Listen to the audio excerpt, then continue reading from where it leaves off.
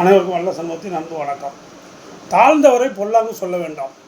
இங்கே பாருங்கள், வாழ்க்கையில் அப்ஸ் அண்ட் டவுனுங்கிறது யாருக்கு வேணாலும் வருங்க.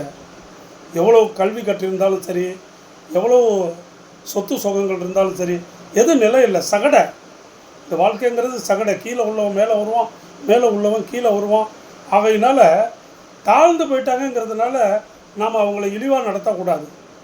ஒரு காலத்தில் அவங்க மேலே இருந்தவங்க, உயர்வாக இருந்தவங்க, உன்னதமான செய்கைகளை எல்லாம் செய்தவங்க, கர்ம பலத்தினாலோ காலத்தின் சூழ்நிலையினாலோ சந்தர்ப்பவசத்தாலோ அவர்கள் இன்றைக்கு தாழ்வான நிலையில் இருக்காங்க. இன்றைக்கி வாழ்க்கையில் எவ்வளோ பேர் பார்ப்போம், எவ்வளோ பெரிய ஆள்ப்பா இன்றைக்கி இப்படி இருக்கார், அவர் எப்பேற்பட்ட ஆள், அந்த பிஎம்டபிள்யூவில் போனவர் இன்றைக்கி நடந்து போகிறார் அப்படின்லாம் சொல்லுவோம் இல்லையா. அது மாதிரி ஏதோ ஒரு கர்ம வசத்தினால் அவங்க ஒரு தாழ்வான நிலையில் இப்பொழுது இருந்து கொண்டு இருக்கலாம். அவர்களை நம்ம என்ன செய்யக்கூடாது, குற்றம் குறைகள் சொல்லக்கூடாது.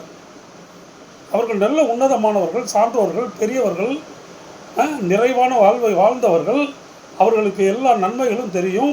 எண்ணத்தாலும் சொல்லாலும் செயலாலும் நல்ல உயர்ந்த கருத்துக்களை சொல்லி செயல்களை செய்து நல்ல வாழ்வாக வாழ்ந்து கொண்டிருந்தவர்கள் சந்தர்ப்ப வசத்தால் அன்று தாழ்ந்திருக்கிறார்கள் என்றால் அவர்களை என்ன செய்யணும், அப்படி பண்ணிட்டார் இப்படி பண்ணிட்டார் அப்படின்லாம் குற்றம் சொல்லக்கூடாது.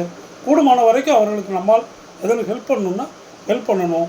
அந்த மாதிரி ஒரு உயர்ந்த பண்புகள் பாருங்கள், தமிழ் சமுதாயம்னால மிக உயர்ந்த பண்பு இதெல்லாம். இந்த மாதிரி உயர்ந்த கருத்துக்களை நீங்கள் யார்கிட்ட கேட்க போகிறீங்க?